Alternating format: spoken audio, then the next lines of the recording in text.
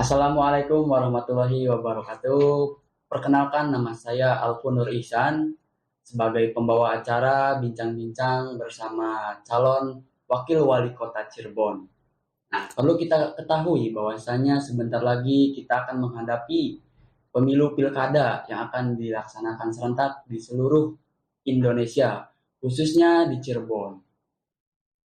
Nah, langsung saja kita sambut kepada Pak Bambang sebagai calon wakil wali kota Cirebon. Oke, Pak Bambang, bagaimana kabarnya?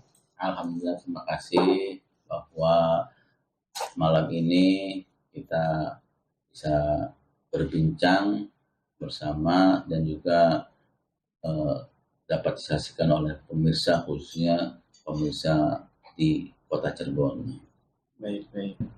Oke, Pak Bambang, saya ingin bertanya perihal Pak Bambang ini nama lengkap atau alamat, lalu pekerjaan, lalu tanggal lahir, tempat sebagainya agar masyarakat sekitar Kota Cirebon ini tahu untuk Pak Bambang mencalonkan sebagai wakil wali Kota Cirebon ini.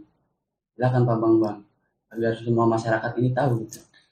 Terima kasih bahwa pada hari ini ya kan saya sangat bangga dapat diwawancara oleh sama Mas Alfu ya kan. Ini termasuk pada Gen Z atau milenial nih kan gitu. Nama saya adalah nama lengkap Bambang Wirawan. Kemudian pendidikan saya S1-nya di UII, Universitas Islam Indonesia, kemudian di Fakultas Hukum, sehingga mendapatkan gelar sarjana hukum. Setelah itu, saya langsung kepada profesi advokat. Tahun 2009, saya sudah advokat, sampai sekarang saya sudah advokat. Kemudian saya SD-nya masih di Cirebon, di SD Negeri Pengampon 2, kemudian SMP-nya Cirebon Selatan, SMA-nya SMA Negeri 8. Setelah itu, bahwa dari berbagai macam pengalaman, saya ada beberapa pengalaman, saya lahir di Cirebon, usia saya sudah sekitar 46, dan alamat saya di daerah Jagasatru, Kota Cirebon. Begitu. Ya, jadi mungkin usia lebih jauh daripada Mas Alfo ya. Gitu. Ya, udah pasti itu Pak. Ya, jadi memang calon wakil wali kota itu perlu juga ada orang yang mengerti terkait hukum. Betul sekali Pak, karena untuk sekian ini tahun ini kan sangat kritis peningkatan hukum di Indonesia itu, apalagi di Kota Cirebon banyak kriminalisasi, tawuran kan. Maka dari itu perlu kita untuk calon wakil wali kota Cirebon ini yang bijaksana atas hukum dan dasar-dasar Pancasila undang-undang. Nah mungkin tadi disebutkan pernah kuliah di UII di Fakultas Hukum, mungkin ada pengalaman organisasi dalam kuliah tersebut.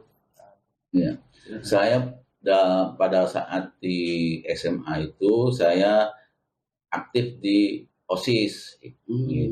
Kemudian juga saya aktif di PII, Pelajar Islam Indonesia. Itu sebagai apa di PII Pak? Ketua sebagai pengurus ketua. Ya, pernah jadi ketua pengurus daerah, kemudian juga sewaktu kuliah saya aktif di HMI juga pernah. Di HMI ya, sebagai anggota himpunan mahasiswa Islam. Kemudian saya juga pernah di PMII gitu. Pernah menjadi ketua di Fakultas Hukum. Berarti itu fakultas itu rayon ya Pak? Iya, rayon. Nah, setelah selesai kuliah ya kan, saya itu aktif di GP Ansor.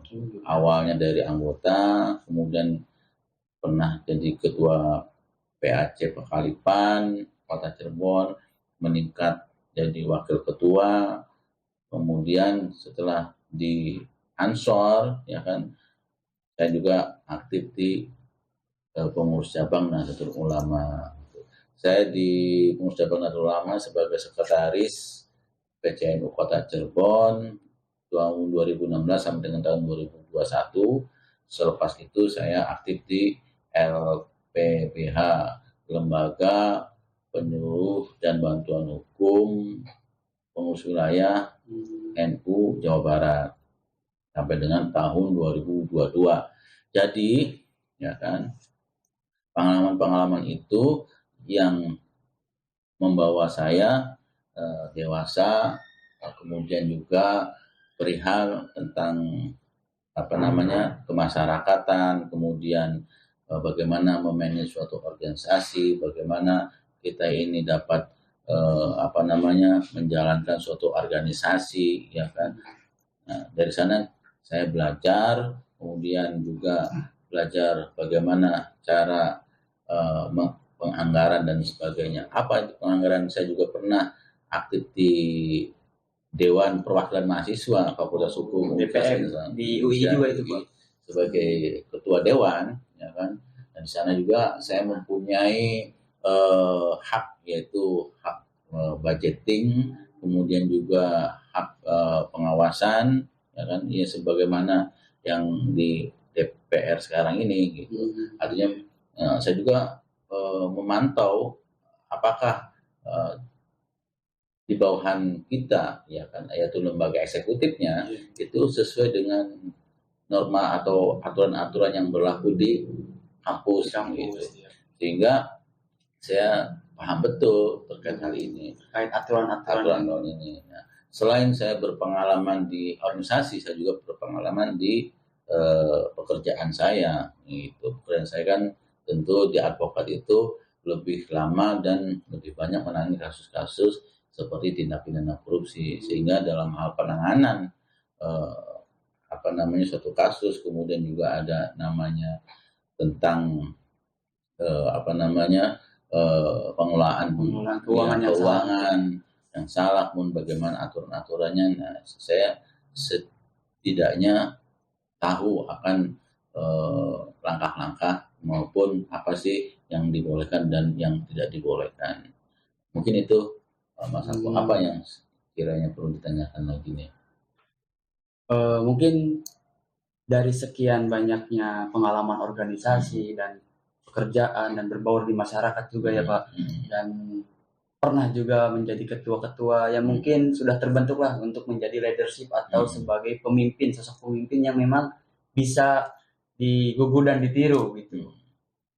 Nah, mungkin untuk cita-cita Bapak dari kecil sampai sekarang atau dari sekarang dan seterusnya sampai sekarang menjadi calon wakil wali kota Cirebon itu apa Pak? Ya, terima kasih. Nah, ini ada kejadian yang sangat luar biasa kan gitu, bahwa pada saat itu, ya kan, saya selesai sekolah atau tamat SMA itu pernah mengajukan atau mendaftarkan menjadi wali kota. Pada saat itu pasca reformasi masih wali kotanya itu dipilih oleh dewan gitu. Berarti pada tahun 98 Pak? Ya, kurang lebih tahun 98 gitu. Hanya saja, ya kan, karena belum mengerti tentang kepemerintahan waktu SMA, hanya mempunyai keinginan gitu. Artinya bahwa keinginan itu sudah terbentuk dari remaja, yaitu ya memimpin di Kota Cirebon. Jadi memang bahwa pengalaman ini terbentuk untuk menuju satu tujuan, yaitu bagaimana pengalaman ini dapat bermanfaat untuk masyarakat Kota Cirebon, begitu. Mungkin besar juga ya cita-citanya, lalu rencana untuk memimpin Kota Cirebon ini sudah sejak lama dari remaja ya? Ya, cita-cita ini ya seiring waktu zaman, yang mudah-mudahan bisa beriringan gitu, begitu.